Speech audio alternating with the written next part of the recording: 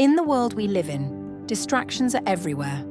Our minds, like restless monkeys, hop from one thought to another, constantly pulling us away from what matters most. And in the midst of this, there's one challenge we all face, whether we are young or old, rich or poor. And that challenge is procrastination. You've probably experienced it. That feeling of knowing there's something important to do, but not being able to summon the energy to start. You tell yourself, "I'll do it tomorrow." But tomorrow never seems to come.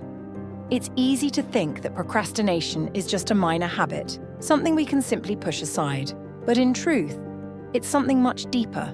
When I first entered the monastery, I was overwhelmed by the simplicity of life. I had always been busy, so busy in fact, that I never stopped to reflect on how I was spending my time. But within the quiet walls of the monastery, I began to see something: the value of each moment. You see, procrastination isn't just about putting things off, it's a deeper misunderstanding of time itself. We are taught from a young age that there's always more time. We are conditioned to think that we can delay and that tomorrow will always be there. But as I learned through my own journey, time is not a limitless resource.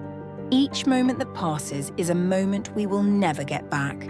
And that, my friends, is the true cost of procrastination: lost opportunities. I know how it feels when procrastination takes hold. You feel the pressure of deadlines or the weight of unfinished tasks. But more than that, there's often an underlying fear. Fear of failure, fear of judgment, or even fear of success. It's this fear that makes us delay. We think, if I start now and don't do it perfectly, what will others think? Or perhaps, what if I fail completely? I remember when I first started learning to meditate, I would often procrastinate. I told myself I didn't have time or that I wasn't ready to sit for a long period. But one day I had a realization. The only way to truly learn was to begin. There would never be a perfect moment, there would only be now. This is where mindfulness comes in. In meditation, we practice being fully present with each breath. We don't worry about the future or dwell on the past. We simply experience the now. The same can be applied to any task in life. Instead of putting it off, instead of waiting for a better time, we can approach everything with the same focus and presence. I want to share something with you that may change the way you see procrastination. The moment you stop worrying about the end result and simply focus on the process, procrastination loses its grip on you. It's not about forcing yourself to act. It's about allowing yourself to begin, to take that first step, no matter how small, and to be fully present in that step. At the monastery, we have many tasks that might seem insignificant: sweeping the courtyard, cleaning the kitchen, or washing the dishes. These tasks could easily be put off, seen as mundane or unimportant. But I've learned to approach every task with the same level of reverence. Every task, no matter how small, is an opportunity to practice mindfulness, to be fully engaged in the present moment. So how do we overcome procrastination in our own lives? First, we need to remember that perfection is an illusion. Waiting for the perfect moment is what keeps us stuck. Instead, begin with what you have right now. Start small. Take one step. Whether it's writing a sentence, making a phone call, or simply organizing your desk. Let the act itself be the reward.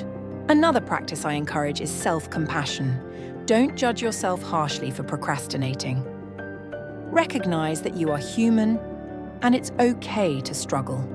The goal is not to punish yourself, but to understand the root causes of your delay and then gently guide yourself toward action. Procrastination is not something to fight against.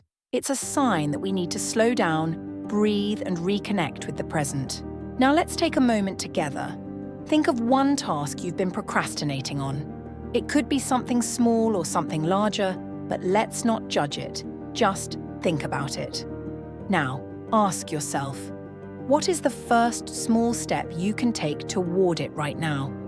Maybe you don't finish the entire task today, but if you begin, you've already won.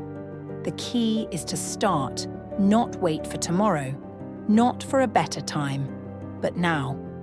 And when you start, do so with kindness toward yourself, knowing that each moment you act with mindfulness is a moment of growth. Remember, life is fleeting. Each moment is precious. Procrastination is not just about putting things off. It's about not fully living in the now. So, take this moment, this very moment, to make a choice. Begin, and let that be enough. Thank you for joining me today. May you find peace in every step, and may you use your time wisely. Namaste.